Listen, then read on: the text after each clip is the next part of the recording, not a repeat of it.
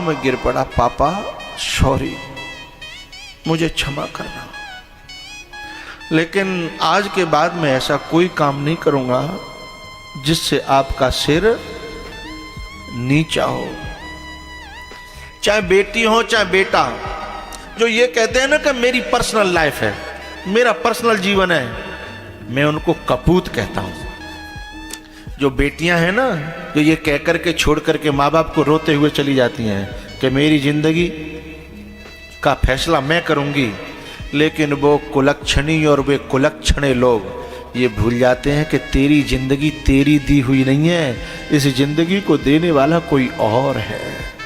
सपूत कौन है और कपूत कौन है? जिन माँ बापों ने गरीबी में अपने बच्चों को पाल करके बड़ा किया हो और अमीरी दस्तक देने लगे,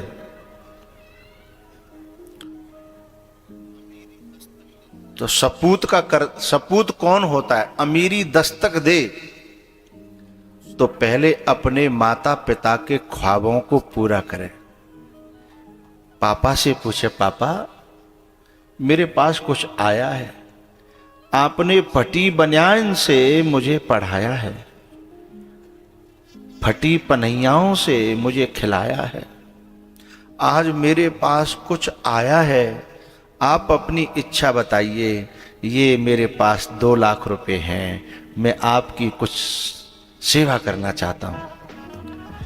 और ऐसे कह करके समझना, अब बाप ले या न ले पर चिंता मत करना, तुम्हें इस बात का आशीर्वाद मिलेगा कहने से, पूछने से, क्योंकि बाप को लगेगा कि बेटा ने मेरी कदर समझी है। एक दिन एक बाप कह रहा था, यहीं की बात है टूंडला की, कि मेरा बेटा इतना सुपात्र है महाराज जी कि भगवान सबको ऐसे बेटे दे। मुझे कोई जरूरत पड़ती है तो चाहे बाप होए या न होए, पर वो जरूरत पड़ने पर कभी मुझसे आज तक उसने ना नहीं किया। हा। मैं हरीश को और गणेश को ये बताना चाहूंगा कि तुम्हारा बाप तुम्हारे सामने कठोर जरूर है, लेकिन पीछे से तुम्हारी प्रशंसा करता है।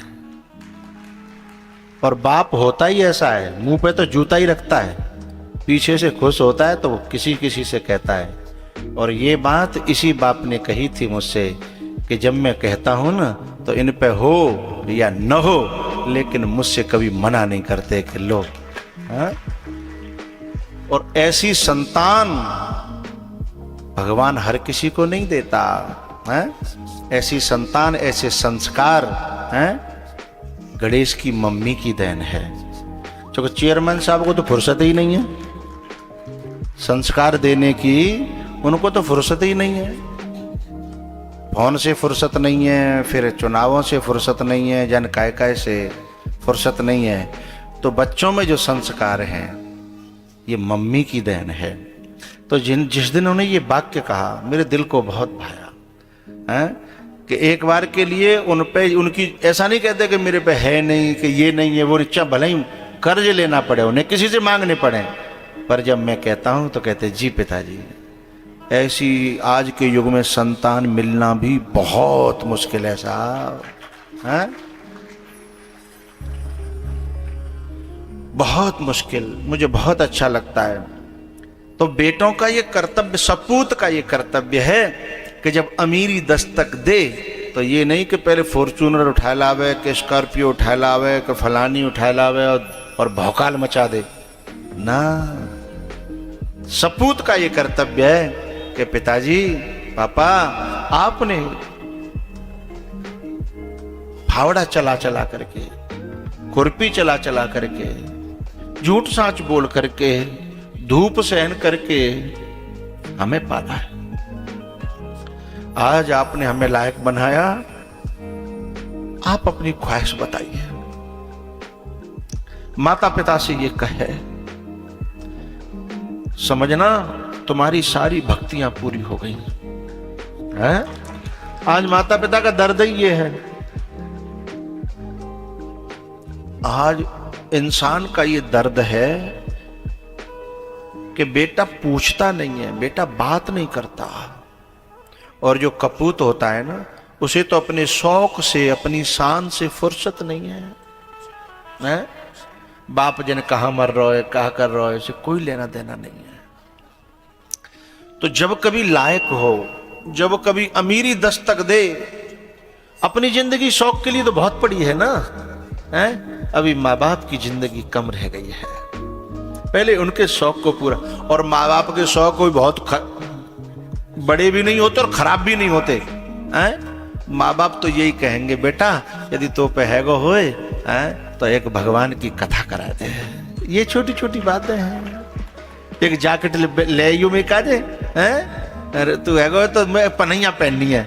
इतनी छोटी छोटी बातें हैं। लेकिन कपूतों को तो ये भी रास नहीं आती साहब। कपूतों के पास कहाँ फुर्सत है।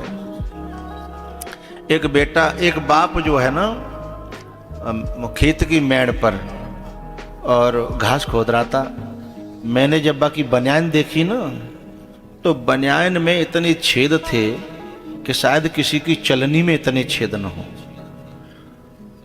अच्छा, मुझे पता था कि उसका बेटा एयरफोर्स में था और एयरफोर्स में भी अच्छे पद पे था। 1.5-2 लाख की तो उसकी तनख्वाह थी। तो मैंने उस बाबा से कहा, मैंने कि तुम्हारे बालक तो नौकरी में लग गए, बढ़िया नौकरी में, फटी बनियान क्यों पहन रहे हो? तब बाबा के आंसू निकल आए। बोले नौकरी में हो चाहे काऊ में हो, उसने मुझसे कभी पूछा नहीं, और मैं कम से कम बाप हूं तो भीख थोड़ी ही मांगूंगा कि मुझे फतूरी लिपा दो, को बनियान लिपा दो। ऐसा कहकर के वो रो पड़ा। पता है, मैंने उससे नंबर लिया उसी के बेटे का, मेरा परिचय में था। मैंने फोन लगाया, उधर से बोला हेलो। मैंने कहा हम गुरुजी बोल रहे हैं, पहचान? बोले हाँ गुरुजी, नमो नारायण। मैंने कहा बेटा मैं तोते बड़ो कपूत दुनिया में ना देखो, मुझे काय को डरो? भाई संसारे का वो वोट मांगने हो तो डर पाएगो, हैं? मैंने कहा बेटा मेरे तोते बड़ो कपूत ना देखो। बोले क्या बात है गुरुजी? मैंने कि तेरे बाप की बनियान में इतने छेद हैं जितने कऊ चलनी में नहीं होंगे, हैं? और तू हवाई जहाज में उड़ रहा है? मैंने कहा तो शर्म आती आंख में? सो बोलो मोते पापा ने कही कब है? तो मैंने कही नालायक, जब तू छोटो सा तो कहो तो जो जो तेरे बाप ने काम करे काए, हैं? कत्ते ने सब कहे, हैं? और का बाप तो भीख मांगे, हैं? कह तो कटोरा लेके आवे कि बेटा मुझे दे दे, बेटा मुझे दे दे।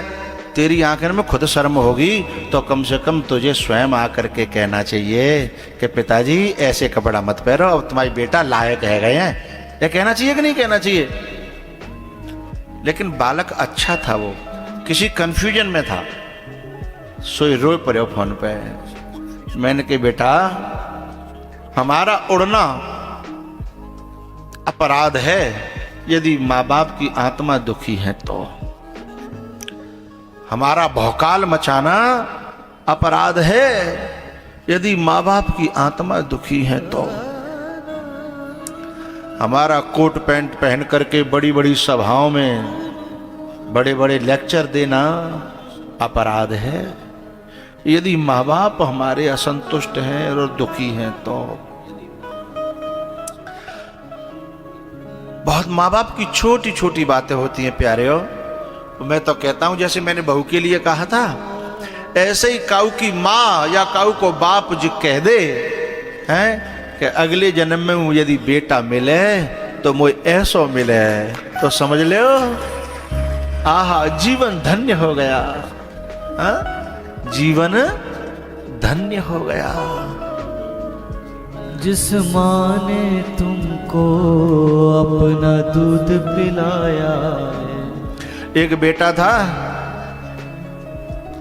और मैंने बातें जो कही, बेटा जास खबरें अपनी मम्मी तक पहुंचा दियो, तू मिल भी आया मोते। बोले मेरो मम्मी तो बोला चालो ना। अरे कबूतर, मम्मी तो बोला चालो ना। बोले मम्मी नहीं बोलती है। मैंने कि तू नालायक है, मम्मी तो तेरी तैयार बैठी होगी, तू जाके तो देख तेरे पाँव छीमत खेम सिर पे हाथ नहीं दाते तो मोते कह दिए, वो तो करुणा की मूर्ति होती है, हैं? जिस माँ ने तुमको अपना दूध पिलाया है और पिता ने उंगली पकड़ के चलना सिखाया है, झेली गमों की मार मारती है। कुछ औलादें तो ऐसी होती हैं, चाहे उन्हें 1 लाख मिलने हो चाहे 10 लाख, यदि घर आएंगे तो माँ के यहाँ से घी तो ले जाएंगे, लेकिन माँ के हाथ पे 1000-2000 रुपए नहीं रखते हैं। और उनसे कहो कि माँ कछु दे के आयो, बोले मम्मी का जरूरत है। सवरी जरूरत तेरी लुगाई कोई है, मम्मी को कोई जरूरत नहीं है। न मम्मी दवाई खाती है, न मम्मी कपड़ा पहनती है, न मम्मी पे मोबाइल है, न मम्मी कहीं आती जाती है, न मम्मी कथा भागवत में जाती है, न कहीं उसके आए गए को दक्षिणा देती है। मम्मी पे कोई खर्चा नहीं है, सारे खर्चा भाई मम्मी को है गए हैं। जो तो मम्मी बाद में बन के आगे का है, सारे खर्चा भाई के लिए है गए। ये शब्द कहने में जिनकी जीभ नहीं लड़खड़ाती वो कपूत हैं कि मम्मी का जरूरत है, पापा का जरूरत है? सारी जरूरत वही हो गई क्या? औलाद कोई माँ बाप के दिल को दुखाती है तो उसकी करनी सामने उसके आती है।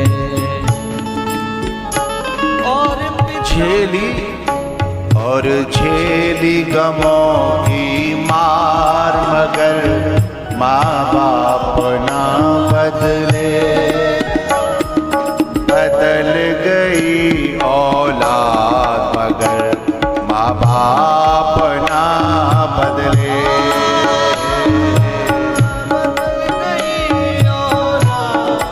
मगर माँ बाप ना बदले।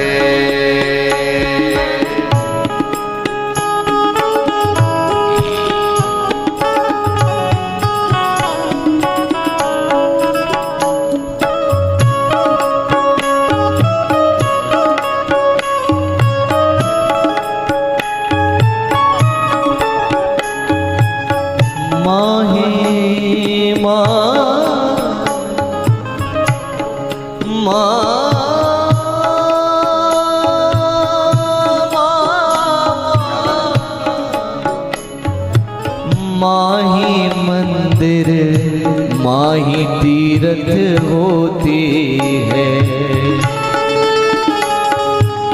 माँ के चरणों में यारों जन्नत होती है।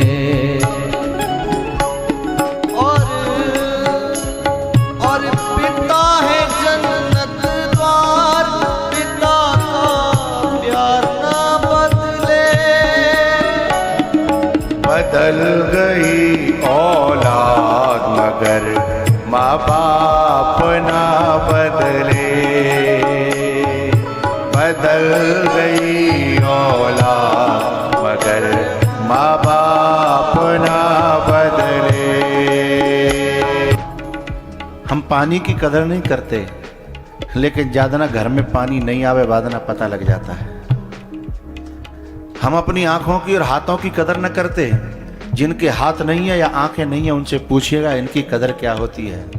ऐसे ही जिनके पास माँ बाप हैं कदर कर लो, जिनके पास माँ बाप नहीं है, जिनके माँ बाप नहीं रहे उनसे पूछ के देखिएगा माँ बाप की कदर क्या होती है।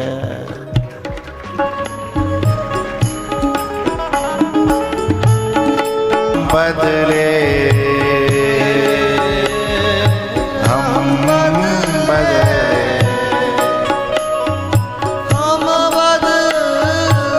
हम बदले 100 बार मगर एक बार ना बदले। हमारी तरक्की से कोई खुश ना हो, लेकिन बाप जरूर खुश होता है।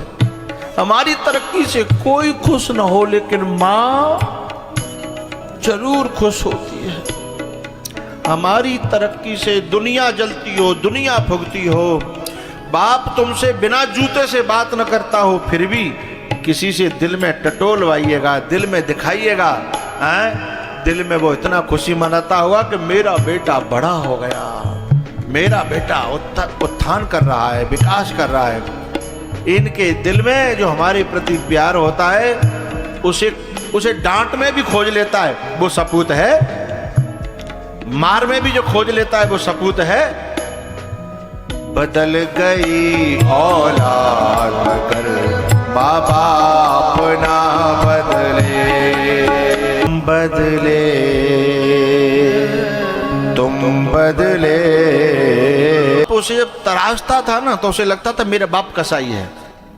बाप जब निर्माण करता है ना तो कुम्हार की भूमिका निभाता है। माँ जब निर्माण करती है तो कुम्हार की भूमिका निभाती है बर्तन को बनाने के लिए। एक बेटा सुधारते सुधारते भी सुधर नहीं पाया, बिगड़ गया और उससे गलत काम हुआ और जेल चला गया। लेकिन जब वो जेल चला गया, उसे गलती का एहसास हुआ, तो उसने जेल से एक कागज भिजवाया अपने पिताजी के पास। पिताजी, मैं जेल से छूटूंगा 10 वर्ष बाद, कृपया करके यदि आप मुझे क्षमा कर सको तो मैं घर आऊं, और नहीं तो मैं कहीं भी चला जाऊंगा। मेरी चिट्ठी का जवाब देना। ऐसे उसने 10 चिट्ठियां डाली, लेकिन कोई जवाब नहीं आया। फिर भी उसने अंतिम चिट्ठी में लिखा कि मैं ट्रेन में अपने गांव के स्टेशन होते हुए जाऊंगा। यदि तुमने मुझे क्षमा किया हो तो किसी पेड़ पर या कहीं कोई हरी झंडी काट देना, तो मैं उतर जाऊंगा, क्योंकि मुझे पता है आप को मैंने बहुत ठेस पहुंचाई है। इसलिए एक हरी झंडी गाड़ देना तो मैं उतर जाऊंगा। 10 साल पूरे हुए रेल में बैठा। अब उसे डर लग रहा था, समझ में नहीं आ रहा था क्षमा किया कि नहीं किया, पर 10 साल बहुत होते हैं। गांव की याद आ रही थी, माता पिता की याद आ रही थी, गलती का उसने खूब एहसास उसे हुआ। जब गांव नजदीक आने लगा तो रो रो करके उसकी आंखों से उसे दिखाई नहीं दे रहा था। तो उसने बगल वाले को बिठाया, कहा इधर देखते चलना रे, खिड़की से मेरा गांव आने वाला है। यदि कहीं तुम्हें हरी झंडी दिख जाए तो मुझे बता देना। अब मेरी आंखों से मुझे दिखाई। तो जैसे उसका गांव आया, एक पेड़ को इशारा करते हुए उस आदमी ने बताया, सुनो सुनो भैया, झंडी तो नहीं है पर एक पेड़ दिखाई दे रहा है, देखो। तो एक पेड़ पर उसके माँ की पूरी साड़ी लिपटी हुई थी, हरी वाली। वहां ट्रेन रुकी और वो उतरा। उसके पेड़ के पास जब वो गया तो उसके पीछे से उसका बाप निकल करके आया। बोले मैं झंडी के बराबर नहीं, मैं साड़ी से भी ज्यादा प्यार करता हूं, पर मैं बाप हूं ना, तो मुझे आई लव यू कहना नहीं आता, क्योंकि मैंने तो हमेशा तुमसे जूते से बात की है ना, तो मेरे होठ उसके अभ्यस्त हो गए हैं। लव यू कहना नहीं आता। बेटा पांव में गिर पड़ा, पापा सॉरी, मुझे क्षमा करना, लेकिन आज के बाद मैं ऐसा कोई काम नहीं करूंगा जिससे आपका सिर नीचा हो। चाहे बेटी हो चाहे बेटा, जो ये कहते हैं ना कि मेरी पर्सनल लाइफ है, मेरा पर्सनल जीवन है, मैं उनको कपूत कहता हूं। जो बेटियां हैं ना, जो ये कह करके छोड़ करके माँ बाप को रोते हुए चली जाती हैं कि मेरी जिंदगी का फैसला मैं करूंगी, लेकिन वो कुलक्षणी और वे कुलक्षणे लोग ये भूल जाते हैं कि तेरी जिंदगी तेरी दी हुई नहीं है, इस जिंदगी को देने वाला कोई और है, इस जिंदगी को पोषने वाला कोई और है। तुम अपनी जिंदगी का फैसला करो, कोई बात नहीं, लेकिन तुम्हें पता है तुम्हारी जिंदगी के फैसलों से कितनों की जिंदगी के फैसले जुड़े हैं। जिनकी बेटियां ऐसे कह करके जो चली जाती हैं ना, पता है उनका बाप महीनों तो घर से नहीं निकलता, और यदि वो निकलता भी है तो नीचे निगाह करके इधर कोई हंस रहा हो तो उसे ऐसा लगता है कि मेरे ऊपर हंस रहा होगा।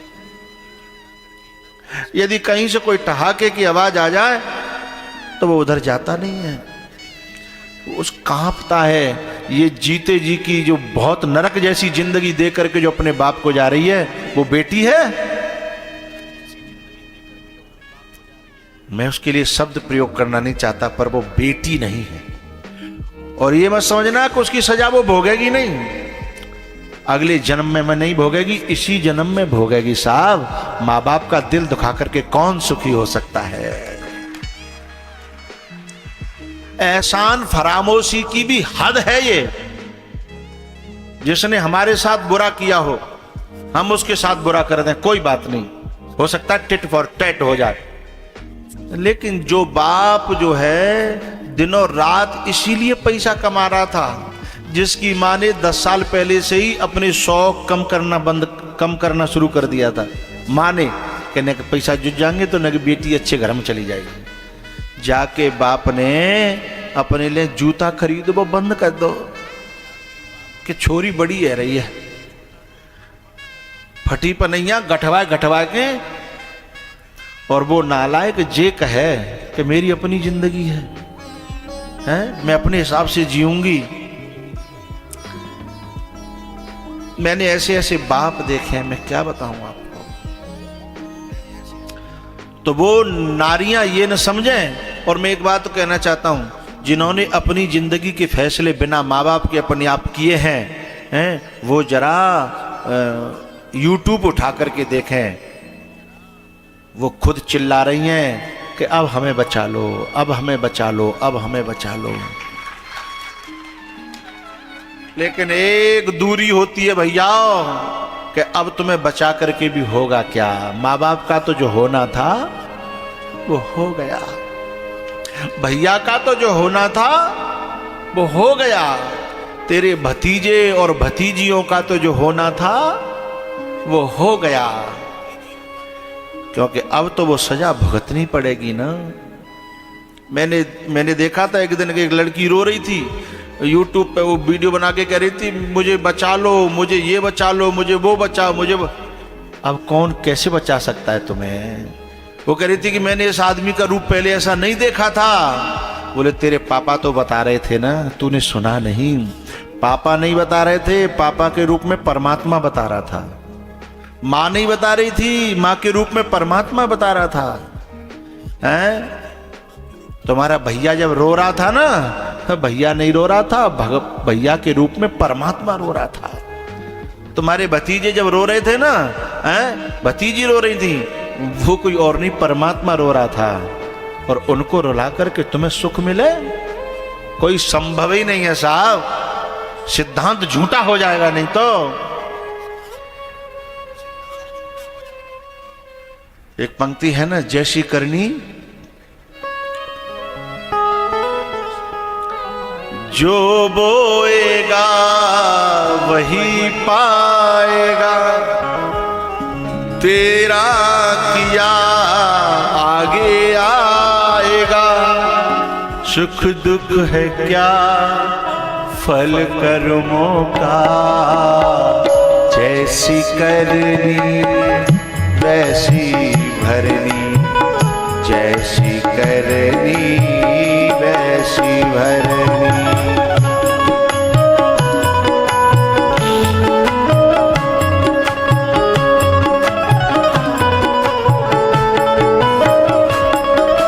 जो बोएगा वही पाएगा, तेरा किया आगे आएगा।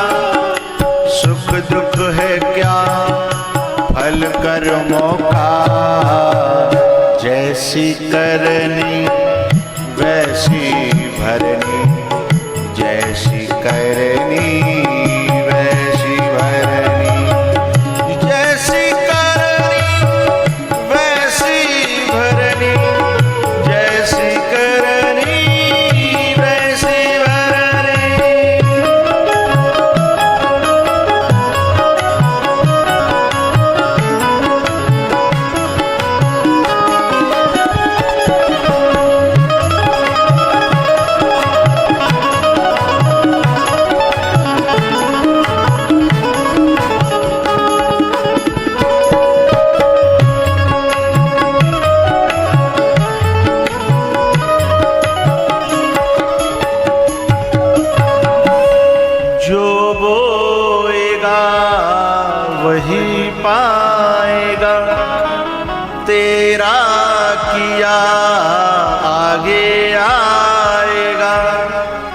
सुख दुख है क्या फल कर्मों का,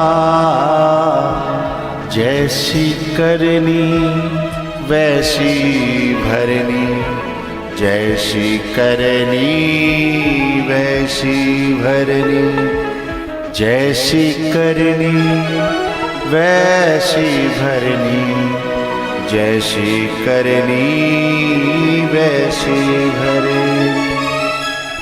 इसलिए जब कभी अमीरी दस्तक दे, जब कभी तुम्हारे जीवन में तरक्की आए, पहले भोग माँ बाप को लगाइएगा, ये कह करके कि पापा अब हम लायक हो गए हैं। जिस बाप ने हमें कंधे पे बिठा करके मेला दिखाए थे, यदि हम लायक हो जाएं तो उसे हवाई जहाज में उड़ा करके संसार दिखाएं कि देखो पापा ये आपका दिया हुआ है। उस कंधे को कभी न भूलिएगा। एहसान फरामोश व्यक्ति आदरणीय नहीं होता, सम्माननीय नहीं होता, पूजनीय नहीं होता। इसलिए आज उस बच्चे की मां जनकपुर में कह रही है, बेटा तू मेरा ऋण छोटा पड़ गया, आज तूने मुझे वो दिया है जिसे पाने के बाद कुछ भी पाना बाकी नहीं रहता। तूने वो दिया है बेटा, आज तू मेरे ऋण से। तो मेरे अपने बेटों से और बेटियों से, बच्चों से और बच्चियों से यही कहना चाहता हूं, यदि कोई भाई तुम्हें अपने कंधा पे बिठा करके डोली में बिठाएगा, वो उसके जाने का आनंद कुछ अलग होगा। और कोई अपनी मर्जी से चली जाए ना, उसका दुख तो उसे भोगना पड़ेगा। कोई बाप बड़ी आत्मा से कन्या दान करके तुम्हें भेजेगा, हैं? तुम्हारे चरण छुएगा, और जब वो भेजेगा उसका सुकून जिंदगी में अलग होगा। और अपने कच्ची उम्र के फैसलों को जब भोगने पे समय आएगा ना, तो कच्ची उम्र के तुम समझ भले ही लो कि हम बालिक हो गए, हम पढ़े लिखे हो गए। उम्र का तजुर्बा अलग होता है और किताबों का ज्ञान अलग होता है।